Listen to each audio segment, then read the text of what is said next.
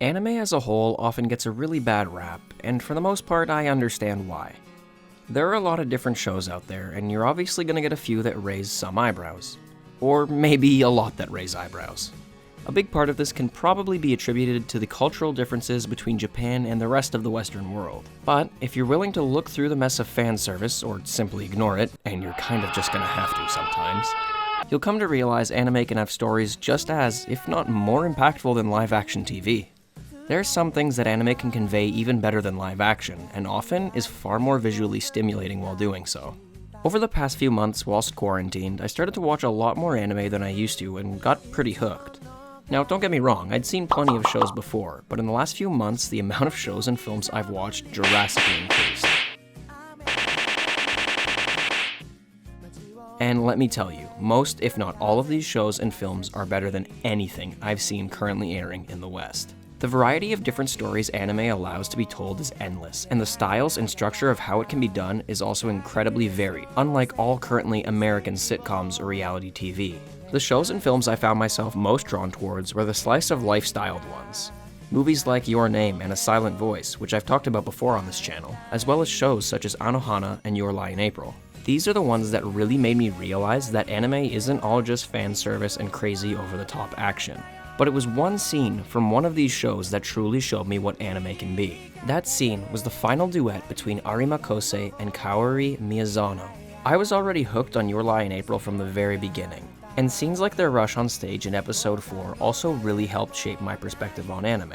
But it was this scene that finally showed me what I had been missing out on for years. It was the scene that truly struck a chord in my heart.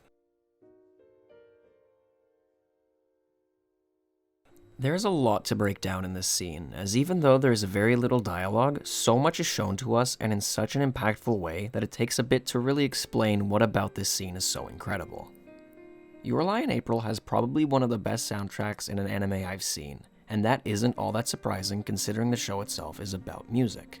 Anytime a scene needs any extra oomph, a perfectly fitting music track will kick in and instantly elevate the scene to a whole nother level of greatness. And that is no different in this piece. In the scene, Kosei is playing Ballad No. 1 in G minor by Chopin. The piece itself is a mixture of various emotions: sad, angry, panic, happiness, and eventually, the exceedingly rare feeling of acceptance. Honestly, no piece could have matched this scene better. We can see every one of these feelings pour through Kosei, as he appears in this dreamlike world, to the pain he feels seeing Kaori appear, knowing that that can only mean one thing: she's passed away, and is now saying one final goodbye. The half-hearted smile he forces when she looks at him just as the music swells will always haunt me. He tries desperately not to show her the pain he feels in her final moments. We then get to see Kaori's playful nature come out as she gently plucks the strings of her violin before bursting back into action once more. We see the panic Kosei feels once she stops playing, and as he pleads for her to stay, to not leave him behind, even if he is just friend A. The piano strikes and she begins to blow away, her life bursting from her chest as Arima watches in horror, right up until the piano crashes down and she finally fades away, shooting up to the sky and bringing us back to the real world. Then the music stops, and in total silence, Kosei looks up and gives the love of his life one final goodbye. Sayonara. So, of course, the music is only part of what makes the scene what it is. We can't ignore the absolutely stunning visuals. This right here has to be some of the best looking animation I've ever seen. It rivals even Violet Evergarden in my opinion. The strong and deep blues combined with the snow falling. The shot of Cory whispering in Kosei's ear, only to have him hear it and shoot his head up. The beautiful yellow glow that accompanies Cory as she appears, the reflection in the glasses of Kosei, and like I mentioned, the terror and sorrow on his face when he realizes what her appearance means. How even still he diligently continues to play, with the pain shown clearly on his face. All while the sky reflects gorgeously off the piano. We see the strings being struck with every key. The music's accompanied with incredible sweeping shots, the little bursts of light that Kaori plucks off of her violin, and of course, the painting-like close-ups of the two of them. Something incredible I never noticed is how while the two of them play together, it slowly gets brighter and brighter as the last light of Kaori comes out, right up until her part is over and she stops as the night comes back and her light fades away, which leads to Kosei's pleads.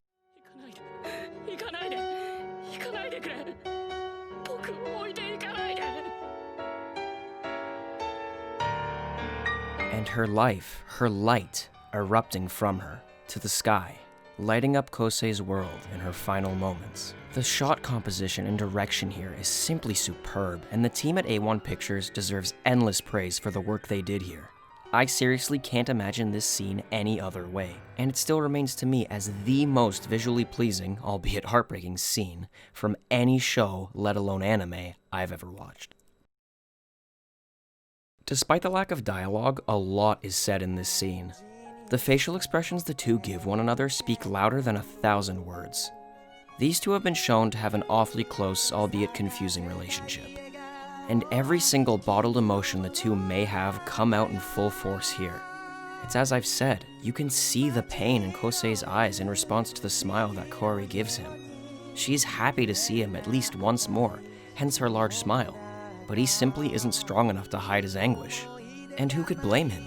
He knows the girl he loves has died. As Kaori smiles, getting to play with Kosei one more time, he continues to strike the keys, with every ounce of pain pouring out of his face and fingers. Then, when she looks at him again, with yet another smile, he finds the strength to show her his smile one more time. The next time they look at each other, it's with combined glee, both beyond happy to be able to perform this one last time, holding nothing back. Once Kaori begins to stop playing, however, the panic in Kosei becomes clear, and when she turns around again, her face changes. She looks back, this time not with a smile of joy, but one of sadness, as she knows it's her time to go. We then hear Kosei speak, begging for her to stay.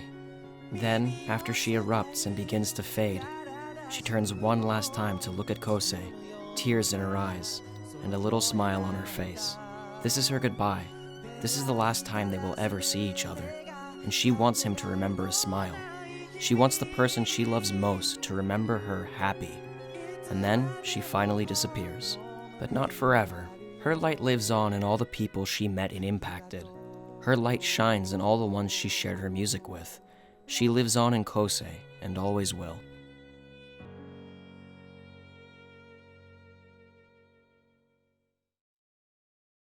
I could honestly ramble about this show all day, so I'll just wrap it up here. All in all, I'd say this scene mostly speaks for itself. Every component of it is perfectly structured and laid out to deliver the most visually and emotionally stunning scene possible. I've watched it well over 50 times by now, if not more. Shows like Your Lie in April and scenes such as this are why I get frustrated when people try to shame others who watch anime, or people who just look at surface level content. You're obviously not going to have a very in-depth opinion of anime if all you've seen is High School DxD and Dragon Ball Z. There is so much incredible content out there, and I'm so glad I've been able to find it. My last few videos have focused pretty heavily on sadder content, so let's mix it up for next time and take a look at something a little more fantastical. Re:Zero.